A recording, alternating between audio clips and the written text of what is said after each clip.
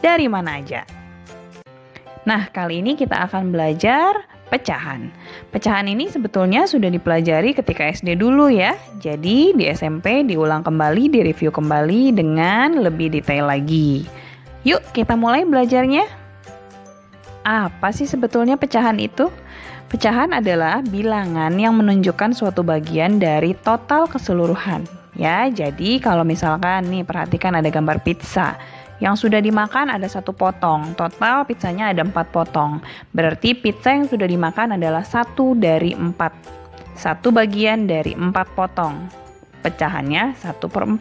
Sementara pizza yang belum dimakan ada 3 potong dari 4 potong. Berarti yang belum dimakan pecahannya adalah 3/4. Bentuk umumnya pasti sudah tahu ya, yang di atas pembilang, yang di bawah penyebut. Yang pertama akan kita pelajari adalah pecahan senilai. Pecahan senilai adalah pecahan-pecahan yang memiliki nilai sama apabila pembilang dan penyebut dikalikan atau dibagi dengan bilangan yang sama. Seperti pada contoh 1/4, jika pembilang dan penyebutnya dikalikan dengan angka 2, hasilnya 2/8. Berarti 1/4 senilai dengan 2/8. Atau kita bisa menggunakan pembagian.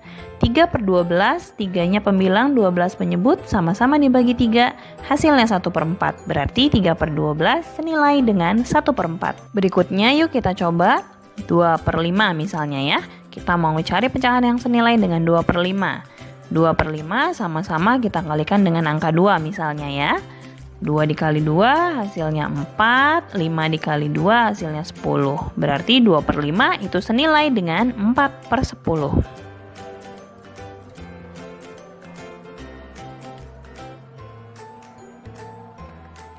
Kemudian misalkan 9/15, kita mau coba sederhanakan ya. Kita bagi dengan bilangan yang sama. 9 dan 15 sama-sama kita bagi dengan angka 3. Berapa hasilnya? 9 dibagi 3 adalah 3, 15 dibagi 3, 5. Berarti 9/15 kalau disederhanakan adalah 3/5. Supaya lebih jelas, perhatikan pecahan 1/2, 2/4, dan 4/8 pada gambar. Selanjutnya kita akan belajar mengenai cara membandingkan pecahan. Membandingkan pecahan itu ada 3 macam ya.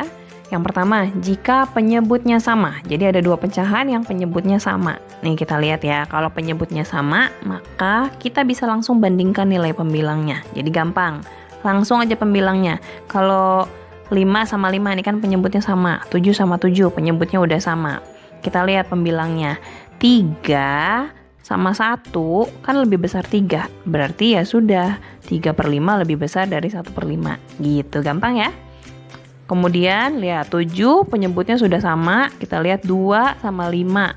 2 lebih kecil dari 5. Berarti 2/7 lebih kecil dari 5/7. Nah itu kalau penyebutnya sama. Berikutnya bagaimana kalau pembilangnya yang sama ya. Jadi angka di atasnya yang sama. Maka kita lihat penyebutnya. Semakin besar penyebutnya berarti semakin kecil nilainya. Yuk kita lihat nih. 5/8, 5/11. 5-nya udah sama. Kita lihat 8 sama 11. Semakin besar penyebutnya semakin kecil nilai pecahannya. Berarti 8 kan lebih besar dari 11. Artinya 5/8 itu lebih besar daripada 5/11. Gitu. Nah yuk satu lagi nih. 2/5, 2/7. 2-nya sama pembilangnya. Ingat, semakin besar penyebutnya, semakin kecil nilai pecahannya. Berarti 2/5 lebih besar dari 2/7. Gitu ya. Jadi kalau penyebut yang dibandingkan itu terbalik. Contoh nih satu lagi nih. Misalkan 6/11 kita bandingkan sama 6/8 ya. Lihat, 11 sama 8 mana yang lebih gede? Gedean 11. Berarti pecahannya lebih kecil. 6/11 lebih kecil dari 6/8. Nah, begitu. Satu lagi, jika pembilang dan penyebut dua-duanya beda, kita kalikan silang. Ya, kalian lihat caranya yang di dalam kotak. Yuk kita langsung contoh. 4/7 dan 5/8. Kita nggak usah lihat ininya ya, nggak usah lihat penyebutnya karena penyebutnya kan sama-sama dikalikan ya. Berarti kita lihat kali silangnya aja. 4 dikalikan dengan 8. Terus 5 dikalikan dengan 7. Berapa hasilnya? Mana yang lebih kecil dan mana yang lebih besar? Itu aja yang kita lihat ya. Jadi 4 dikalikan dengan 8, 32. 5 dikalikan dengan 7, itu hasilnya adalah 38. Ya sudah, 32 lebih kecil daripada 35. Ya, gitu caranya. Yuk kita coba satu lagi. 3/8 dengan 7/11. Caranya kita langsung kalikan 3 dengan 11. 3 dikalikan 11. Kemudian 7 dikalikan 8. 7 kali 8 berapa? 56 ya. Nah, oke, 3 kali 11 33. 7 kali 8 56. Jadi lebih kecil. Berarti jawabannya 3/8 lebih kecil dari 7/11 atau 3/8 kurang dari 7/11. Selanjutnya kita belajar mengenai desimal, persen, dan per mil. Desimal itu adalah angka yang ditandai dengan penggunaan koma. Caranya gimana? Caranya adalah kita buat dulu penyebutnya menjadi angka yang belakangnya 0 ya, sampai bisa terbentuk angka 0, coba yuk. Yang pertama, 4/5 nih contohnya ya. 4/5 penyebutnya kita buat dulu menjadi 10. Ya, 5 dikalikan berapa biar jadi 10? Dikalikan 2. Berarti kalau 5 dikali 2, 4 juga dikalikan dengan 2. 4 kali 2, 8. Bawahnya 10. 8/10 sama dengan 0,8. Selanjutnya, 17/25. Nah, 25-nya ini si penyebutnya kita coba kalikan supaya jadi 100. 25 dikali berapa biar jadi 100? Ayo. 25 kita kalikan dengan 4. Kalau bawahnya dikali 4, maka pembilangnya juga harus dikalikan 4. 17 kali 4 itu adalah 68 ya. Jadi 68. Jadi 17/25 kalau dibuat desimal adalah 0,68 ya. Per 100 berarti 2 angka di belakang koma. Kita ganti merah lagi deh warnanya ya.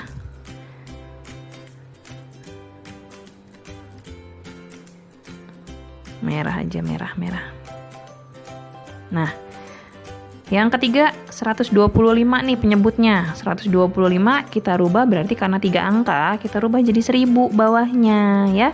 125 dikali berapa biar jadi 1000? Dikali 8. 125 kali 8 berarti 11 juga harus kita kalikan dengan 8. Berarti 88. 88/1000 berarti 3 angka di belakang koma ya. 0,088. Seperti itu ya, cara mudah untuk membuat merubah pecahan menjadi desimal. Oke, selanjutnya persen. Persen adalah angka yang menunjukkan nilai pecahan dengan penyebut 100. Jadi sebetulnya persen itu adalah singkatan dari per 100. Dilambangkan dengan lambang yang seperti itu ya, simbol persen. Nah, cara bikinnya juga gampang. Tinggal dirubah aja penyebutnya jadi 100. Yuk kita coba 5/8. 8 dikali berapa biar jadi 100? 8 biar jadi 100 itu dikali 12,5. Kalau bawahnya dikali 12,5, atas juga harus dikalikan dengan 12,5. 5 dikali 12,5 itu adalah 62,5. Jadi jawabannya 62,5% ya. Selanjutnya 9/10. Kita rubah dulu penyebutnya menjadi 100 ya. 10 dikalikan berapa supaya jadi 100? Berarti penyebutnya itu adalah 10 dikali 10 ya. Oke, karena di bawahnya dikalikan dengan 10, atasnya juga dikali 10. Jadi 9 kali 10 90. Udah 90/100 adalah 90%. Selanjutnya kita belajar mengenai per mil. Nah, kalau per mil bedanya adalah dia per 1000. Kalau persen per 100, per mil adalah per 1000. Biasa dinyatakan dengan simbol, nah seperti itu ya. Nah, contohnya 3/125 itu kita rubah dulu bawahnya jadi per 1000. Dikali berapa biar jadi 1000? Nah, berapa hasilnya? Yuk kita coba yuk. 5/8. Kita rubah dulu 8-nya menjadi 1000. 8 biar jadi 1000 dikali 125. Berarti atasnya juga kita kalikan dengan 125 ya. 5 dikali 125 itu adalah 625 ya. 625 per 1000 berarti sama saja 625 per mil. Itu jawabannya. Kemudian selanjutnya 9/25. 25-nya kita rubah dulu menjadi 1000. 25 biar jadi 1000 itu kita kali dengan 40. bawahnya dikali 40, maka pembilangnya juga dikalikan dengan 40. 9 dikali 40 sama dengan 360. Ya udah, dapat lagi jawabannya 360 per mil. Gitu ya. Mirip-mirip dengan persen, cuman bedanya dia per 1000. Gitu aja. Selanjutnya kita belajar mengenai operasi hitung pecahan. Nah, penjumlahan dan pengurangan nih yang pertama. Ini juga sudah dipelajari ya waktu SD ya, berkaitan erat dengan KPK. Jadi kalau mau menjumlahkan atau mengurangi pecahan, kita harus samakan dulu penyebutnya. Langkah yang pertama tentu saja adalah kita harus menyamakan penyebutnya. Menyamakan penyebut itu berarti kan kita mengalihkan dengan berapa penyebutnya, pembilangnya pun harus kita kalikan dengan angka yang sama, baru kemudian pembilangnya kita operasikan. Selain menggunakan KPK, kita juga bisa mengalihkan silang nih, seperti bentuk di bawah ini ya. Nah, yuk kita coba langsung di soal ya. Yang pertama ini kalau misalkan penyebutnya semuanya sama, ada 3 pecahan penyebutnya semua sama, ini sih gampang, langsung kita operasikan saja pembilangnya ya. 5 tambah 1, 6, 6 kurang 4, 2. Jadi jawabannya 2/9. Nah, yang PR itu adalah kalau penyebutnya berbeda. Seperti yang ini, 2/7 ditambah 2/3. Nih, kalau mau pakai cara yang ini ya. B dikalikan dengan D. B dikalikan D berarti kan 7 dikalikan dengan 3 nih. Berarti penyebutnya adalah 21. Nah, kemudian kita kali silang. 2 dikalikan dengan 3 ya. 6, 2 kalikan 7 itu adalah 14. Baru deh kita tambahin. 6 ditambah 14 itu adalah 20. Berarti jawabannya 20/21. Nah, kayak gitu ya. Berikutnya, operasi perkalian dan pembagian. Nah, kalau perkalian gampang banget. Kalau yang namanya perkalian pecahan, tinggal dikalikan saja pembilang dengan pembilang, penyebut dengan penyebut ya. Seperti contoh 4/11 dikali 5/8 itu adalah 20/88. Nah, kalau 3/7 kali 7/12 kalikan lagi. 3 kali 7 21, 7 kali 12 itu adalah 84. Gitu ya. Masih bisa nggak nih disederhanain? Kalau masih bisa disederhanakan, kita coba sederhanakan. Bisa nih 21 dibagi 21 nih. 84 juga bisa dibagi 21 ya. Kita perkecil sampai yang paling sederhana itu berarti yang paling sederhananya adalah 1/4 gitu ya. Ini contoh untuk perkalian. Nah, coba sekarang kalau pembagian. Kalau pembagian caranya seperti yang di kotak ini ya. A per B dibagi C per D sama dengan A per B dikali D per C. Jadi pecahan yang keduanya dibalik. Coba nih 8/9 dibagi 11/20 sama dengan 8/9 dikali 20/11. Ya, sama dengan 8 kali 20 160, 9 kali 11 adalah 99. Jawabannya 160/99. Itu tadi cara untuk mengoperasikan bilangan-bilangan pecahan. Nah, supaya kalian lebih paham lagi, adik-adik harus banyak latihan soal ya, biar lebih ngelotok. Selanjutnya adalah bentuk baku. Apa itu bentuk baku? Bentuk baku adalah notasi ilmiah yang digunakan untuk menulis bilangan yang sangat besar atau sangat kecil. Contohnya, bentuknya dulu nih, bentuk baku itu adalah A kali 10 pangkat N, di mana A-nya adalah bilangan pokok, N-nya adalah banyaknya 0 yang ada di belakang atau di depan koma. Ingat, bilangan pokok itu harus antara 1 sampai dengan 10, ya. Nah, contoh yang pertama nih, 15 juta. Kita pakai bilangan pokoknya adalah 1,5 ya. 1,5 kali 10, nah pangkatnya berapa nih? Kita hitung ada berapa? 0. 1, 2, 3, 4, 5, 6. Nah, karena 1,5 berarti tambah lagi 1. Ya, jadi 1,5 nolnya ada 7. Ya, 1,5 kali 10 pangkat 7. Contoh berikutnya, kalau nolnya ada di depan ya, 0, nah ambil angkanya, angka bilangan pokoknya adalah 8,59.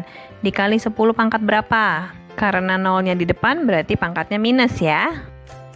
Kalau yang 0, ini kita hitungnya dari 0 yang pertama setelah koma ya. Kita hitung dari 0 yang pertama setelah koma, 1, 2, 3, 4.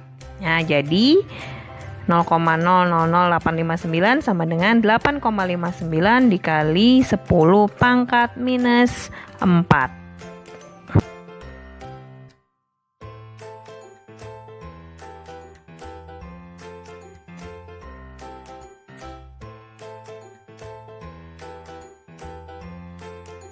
Berikutnya 0,025 ya. Bilangan pokoknya adalah 2,5 dikali 10 pangkat, karena 0, masih pangkat minus ya. Hitung dari 0 yang pertama setelah koma ya. Jadi 0, 1, 2.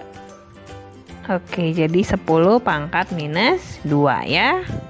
0 langsung 2, jadi 10 pangkat minus 2. Nah, itu tadi cara untuk membuat atau menentukan bentuk baku bilangan. Selanjutnya kita belajar mengenai bilangan rasional dan irasional. Bilangan rasional adalah bilangan yang bisa diubah menjadi pecahan biasa, dan bila diubah menjadi desimal, angkanya akan berhenti atau berulang. Contoh 2/3, desimalnya adalah 0,66666 atau 4/33, 0,121212 terus. Kalau irasional, nggak bisa dirubah menjadi pecahan biasa, dan kalaupun jadi desimal, dia tidak berhenti-berhenti dan tidak berpola angkanya. Oke adik-adik, selesai sudah materi kita. Semoga bermanfaat ya. Dibaca lagi. Terima kasih untuk yang sudah menyimak. Semangat terus belajarnya.